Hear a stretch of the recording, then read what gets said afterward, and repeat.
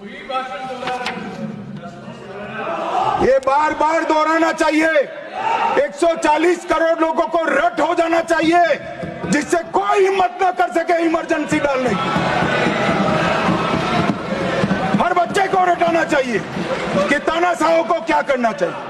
जय श्री राम। मेरे सभी सनातनी भाइयों का स्वागत है इस नए वीडियो में। आज हम आपके लिए कुछ खास और नया लेकर आए हैं, तो जल्दी से वीडियो को लाइक कर दें और अगर आप चैनल पर नए हैं तो सब्सक्राइब जरूर करें। साथ ही बेल आइकन को दबाना न भूलें ताकि आपको हमारे हर नए वीडियो की सूचना सबसे पहले मिले। और हाँ, नीचे कमेंट बॉक्स में जय श्री राम का नारा लगाकर अपनी उपस्थिति जरूर दर्ज कराएं। विश्व की 18% जनसंख्या और केवल 4% पेयजल भंडार वाले भारत को जन भागीदारी के माध्यम से ऐसे संकट से बचाने की मुहिम चल रही है जहां आधी जनसंख्या भयावह जल संकट से जूझ रही है। अटल बिहारी वाजपेयी जी की जन्म शताब्दी पर प्रधानमंत्री मोदी ने मध्य प्रदेश और उत्तर प्रदेश की जल और सिंचाई समस्या के निराकरण हेतु केन बेतवा लिंक योजना का शुभारंभ किया। दोनों ही राज्यों के लगभग 11.25 लाख हेक्टेयर की सिंचाई, 103 मेगावाट विद्युत उत्पादन एवं पेयजल वितरण से 65 लाख किसानों और सैकड़ों उद्योगों को भी इस परियोजना का लाभ मिलेगा। इस योजना में अंडरग्राउंड प्रेशराइज्ड पाइप से सिंचाई की व्यवस्था है, जो राष्ट्र की ऐसी सबसे बड़ी योजना। इससे लाखों रोजगार सृजित होंगे। नदियों को जोड़ने की योजना वस्तुतः वाजपेयी जी का ही विजन था। अब इसे वृहद रूप में मोदी आगे ले जा रहे हैं ताकि एक ही समय में बाढ़ और सूखे से त्रस्त राज्यों को ऐसे संकटों से मुक्ति दिलाई जा सके। इसके क्रियान्वयन का भार जल शक्ति मंत्री सी आर पाटिल के कंधों पर है, जो पीएम मोदी के सस्टेनेबल फ्यूचर के 9 संकल्पों में सबसे पहले संकल्प जल संरक्षण को अपना मूल ध्येय मानते हुए राजस्थान और मध्य प्रदेश में वर्षा के जल को सीधे भूमि में भेजने हेतु रिचार्जिंग बोरवेल का कॉन्सेप्ट लागू कर रहे हैं। ऐसी 24,800 संरचनाओं को गुजरात में भी बनाने का कार्य चल रहा है। वस्तुतः मोदी अब पूरी सरकार, पूरा समाज के विचार के साथ भारत को जल संकट से उबारने हेतु जल जीवन मिशन, अटल भूजल योजना, catch the rain, Namami Gange, Amrit Sarovar जैसी योजनाओं एवं reduce, reuse, recharge and recycle की नीति से चल रहे हैं। पहले भी जल संरक्षण को लेकर योजनाएं आती रही हैं, पर पिछले 10 वर्षों में मोदी ने जनता को प्रत्यक्ष रूप से इसका भागीदार बनाकर उसे अप्रत्याशित रूप से सफल बनाया। क्या आप इस व्यक्ति को पहचान सकते हैं? नहीं तो चलो मैं हिंट दे देती हूँ। यह वो व्यक्ति है जो राम मंदिर की प्राण प्रतिष्ठा में नहीं गया था। यह वो व्यक्ति है जो रोहित शर्मा और विराट कोहली के रिटायरमेंट पर एक भी पोस्ट नहीं करता है। यह वो व्यक्ति है जो अपने साथी जडेजा और अश्विन कुमार के रिटायरमेंट पर कोई भी पोस्ट नहीं करता है। मगर यह इस तस्वीर में जिस प्रकार से अपने आका सेंटा क्लॉज का रूप धारण करके घूम रहा है, मैं आशा करती हूँ आप इसे पहचान गए होंगे। अगर पहचान गए हैं तो कमेंट सेक्शन में जवाब जरूर दे देना। तो मैं आम आदमी पार्टी की ओर से, अरविंद केजरीवाल जी की ओर से सर झुका के डॉक्टर मनमोहन सिंह जी को नमन करता हूं। निश्चित रूप से उनके अंदर सारी वो योग्यता है जो भारत रत्न मिलने के वो काबिल हैं और निश्चित रूप से उनको भारत रत्न मिलना चाहिए। इसमें कहीं कोई गलत मांग नहीं है। एक नेक, अच्छे, ईमानदार और सच्चे इंसान भारत के प्रधानमंत्री के रूप में उन्होंने 10 साल भारत को आगे बढ़ाने का काम किया। देश के प्रधानमंत्री बयान देते हैं कि पैसा पेड़ पर नहीं उगता। मनमोहन सिंह जी, हम जानते हैं कि पैसा पेड़ पर नहीं उगता। पैसा उगता है ए राजा के घर में, पैसा उगता है सुरेश कलमारी के घर में, पैसा उगता है सनी मोदी के घर में और पैसा उगता है 10 जनपद के अंदर। हम जानते हैं, हमको यह मत बताओ कि पैसा कहां उगता है। लेकिन आज के नेताओं को देखकर लगता है कि राजनीति गंदी है। ए राजा को देखकर लगता है कि राजनीति गंदी है। देश के प्रधानमंत्री पर जब कोयला घोटाले का आरोप लगता है तो लगता है कि राजनीति गंदी है। 1 साल से इस देश की जनता, इस देश के मालिक तुमसे पूछ रहे हैं कि कोयला की दलाली में कितना पैसा खाया, इसको बताओ। प्रधानमंत्री जी, 2G स्पेक्ट्रम के नाम पर 1,76,000 करोड़ रुपए का घोटाला क्यों किया? कितनी दलाली किसने खाई? इसका हिसाब लगाओ, इसको बताओ। मैं मांग करता हूं कांग्रेस पार्टी से कि 24 घंटे के अंदर अजय माकन के खिलाफ कार्रवाई करें, वरना इंडिया गठबंधन के जो और भी घटक दल हैं उनसे हम लोग मांग करेंगे कि कांग्रेस को इंडिया गठबंधन से अलग करें। इसे जरा ध्यान से देखो और सुनो। कुछ लोग कहते हैं मोदी राष्ट्रवादी है, कुछ लोग कहते हैं मोदी देशभक्त है।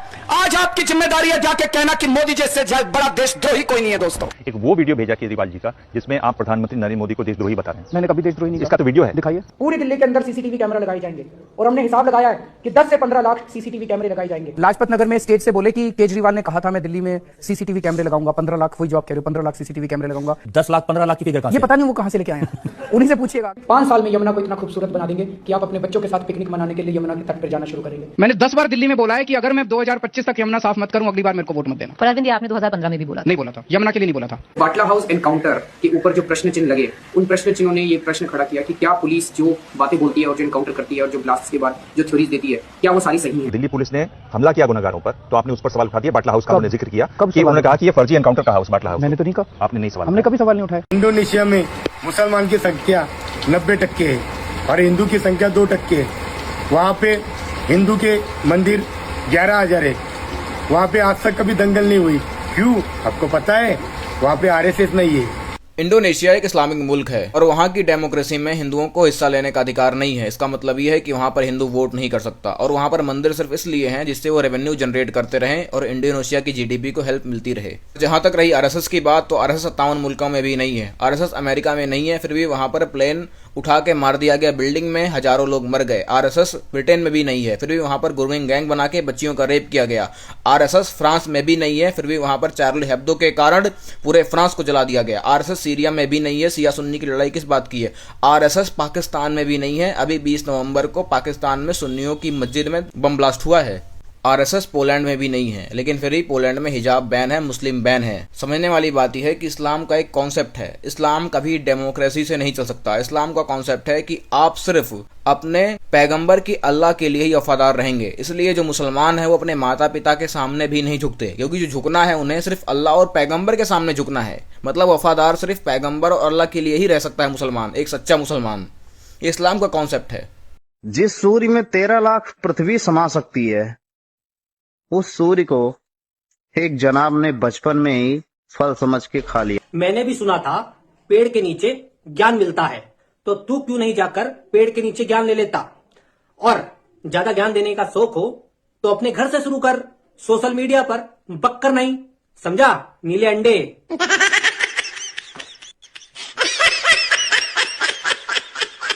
डेली मैं थोड़ा बहुत समय अपने माँ बाप के साथ बिताता हूँ।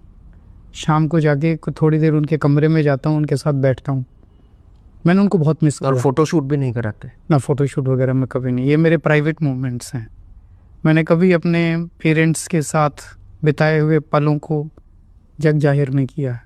नमस्कार दोस्तों, एक बहुत ही फेमस डायलॉग है कि भीड़ में तो कुत्ते आते हैं, जैसे कि मोदी, एल्विश और बहुत सारे अंधभक्त जो भीड़ में आते हैं, और शेर अकेला आता है। लेकिन मेरी स्टोरी में शेर कौन है दोस्तों? क्योंकि मैं तो खुद जर्मन शेफर्ड यानी कि जर्मनी का कुत्ता हूं।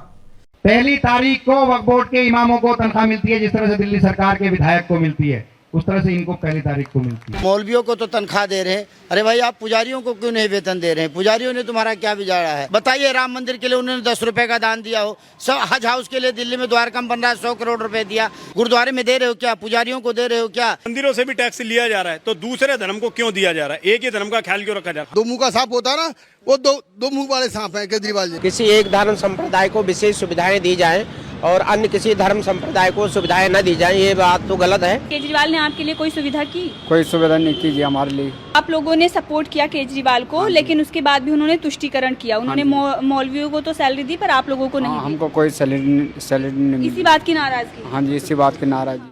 केजरीवाल जी ने कहा बिजली फ्री देंगे, दिया। कहा शिक्षा फ्री देंगे, दिया। कहा इलाज फ्री देंगे, दिया। कहा महिलाओं के लिए बस की यात्रा फ्री करेंगे, किया। कहा बुजुर्गों की तीर्थ यात्रा फ्री करेंगे, किया।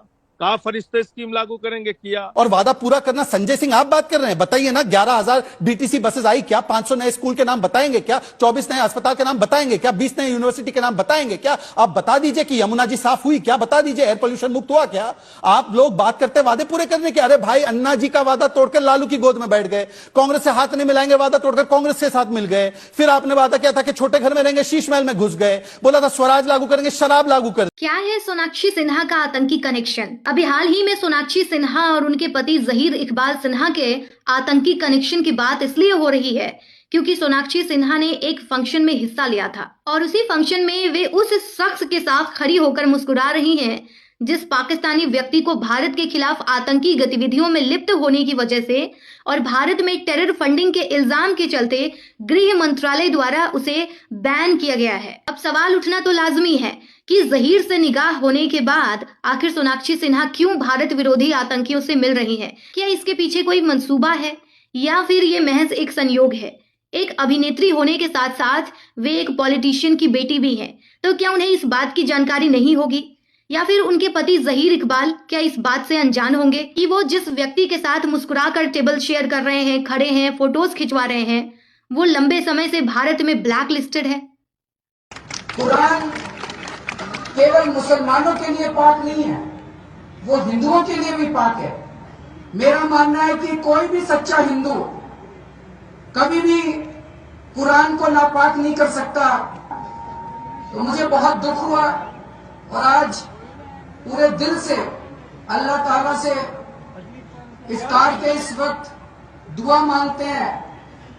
राहुल जी झुके नहीं, डरते नहीं हैं और पूरा देश आज समझ रहा है कि ये आदमी कभी नहीं झुकेगा। प्रधानमंत्री बन सकते हैं? क्यों नहीं बन सकते? बहुत अच्छे प्रधानमंत्री बनते, बहुत अच्छे, क्योंकि देश की गहराइयों को समझते हैं। और मैं आपको बता दूं, हिंदू धर्म की गहराइयां समझते हैं। अगर मोदी जी कल हिंदू धर्म पे डिबेट करें राहुल जी के साथ, तो मैं दावे के साथ कह सकती हूँ कि राहुल जी के सामने वो बोल नहीं पाएंगे।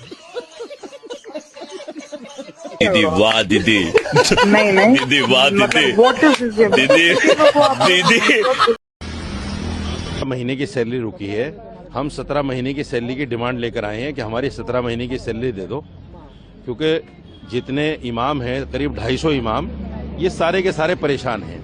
18,000 रुपये सैलरी है, मात्र 18,000 रुपये। यानी इनका जो मजदूर है दिल्ली सरकार का, उसको ये लोग 21,000 कुछ देते हैं और इमाम की सैलरी सिर्फ 18,000 है, और वो 18,000 भी 17 महीने से रुकी है। अब बताइए, हमारे भी बच्चे हैं, लालन पोषण है, स्कूल की फीस है, कमरे का किराया, बहुत कुछ है, सारी चीजें हैं, लेकिन ये लोग सोचते नहीं इस बात को। आगे की और कार्रवाई करेंगे, प्रोटेस्ट करेंगे जगह जगह। दिल्ली की जनता के साथ एक फाइनेंशियल फ्रॉड हो सकता है, इसलिए उन्हें अलर्ट रहने की जरूरत है। एक्चुअली आम आदमी पार्टी और केजरीवाल ने घोषणा करी कि हम स्कीम लेकर के आएंगे, महिला सम्मान योजना। इसके तहत हर महिला को 2100 रुपए महीने देंगे, लेकिन इसमें 2 शर्तें हैं। पहला यह कि आम आदमी पार्टी की सरकार आनी चाहिए, और दूसरा यह कि ये पैसे उसी को मिलेंगे जो महिला जाकर के रजिस्ट्रेशन करवाएगी, यानी आम आदमी पार्टी के ऑफिस में जाकर के एक फॉर्म भरेगी। इसके तहत लाखों महिलाएं फॉर्म भरने लगी और 12 से 13 लाख महिलाएं फॉर्म भर चुकी हैं, जिसमें अपनी डिटेल्स भी बता चुकी हैं इन लोगों को। अब ये किस तरह से फ्रॉड हो सकता है, ये कल के अखबार के द्वारा पता चलता है। जब कल दिल्ली के अखबारों में दिल्ली सरकार के अधिकारियों ने एक नोटिस जारी करवाया, उसमें यह लिखा था कि अगर इस स्कीम के तहत आपको कोई पैसे का लालच दे रहा है या गारंटी दे रहा है, तो उसे सरकार की बात ना माने, क्योंकि ये कहीं भी सरकारी दस्तावेज में नहीं लिखा है, ये एक फ्रॉड स्कीम हो सकती है। जब ये नोटिस पढ़ा तो लोगों को समझ में भी आया कि कल को अगर पैसे नहीं मिले तो हम कुछ कर भी नहीं सकते, क्योंकि कोई लीगल गारंटी है ही नहीं। और साथ ही महिलाओं से जो रजिस्ट्रेशन फॉर्म भरवाया जा रहा है वो भी सरकारी कागज नहीं है। कल को आप ये भी नहीं कह सकते कि भाई हमने तो स्टाम्प पे लिख के दिया था या हमने सरकारी कागज में लिख के दिया था, वो तो एक प्राइवेट कागज है जो कि आम आदमी पार्टी का है। यानी कि हर चीज हवा में चल रही है। आज इन महिलाओं को लाइन में लगवा करके परेशान करवा के आम आदमी पार्टी कल को वोट हासिल कर ले और सत्ता में आ जाए, और अरविंद केजरीवाल जी मुकर जाए कि मेरे पास तो पैसे है ही नहीं, मैं कहां से दूं, केंद्र सरकार मुझे पैसे नहीं दे रही, दिल्ली के पास फंड नहीं है, तो दिल्ली की महिलाएं कुछ नहीं कर सकती, क्योंकि कानूनी रूप से उनके पास कोई भी अधिकार नहीं है। एक रिपोर्ट के अनुसार पिछले 31 साल में सबसे ज्यादा रेवेन्यू डेफिसिट होने वाला है दिल्ली सरकार को, यानी इनके पास पैसे ही नहीं है, तो ये पैसा देंगे कहां से, ये महिलाओं को सोचने की आवश्यकता है। और साथ ही ऐसा ही वादा इन्होंने पंजाब में भी किया था 2022 में कि अगर हमारी सरकार बन गई तो महिलाओं को पैसे देंगे। अगर दिल्ली की महिलाएं फॉर्म भर रही हैं तो एक बार पता कर लें कि पंजाब की महिलाओं को पैसा मिला कि नहीं मिला, कहीं वहां भी तो फ्रॉडबाजी नहीं हो गई। और पंजाब में भी ऐसे फ्री फ्री फ्री करके इन्होंने पंजाब को भी घाटे में ला दिया है, और इस वक्त पंजाब की स्टेट जीडीपी का 46% कर्जा पंजाब की सरकार के ऊपर हो चुका है, वहां भी वादे फुलफिल नहीं हो पा रहे हैं। तो इसलिए अरविंद केजरीवाल कैसे भी करके सत्ता में आना चाहते हैं, और जो भी चीजें या वादे ये लोगों से कर रहे हैं, लोगों को अलर्ट होने की जरूरत है, क्या ये पूरे हो पाएंगे या नहीं हो पाएंगे, या हर बार की तरह झूठ बोल के साइड बोलेंगे।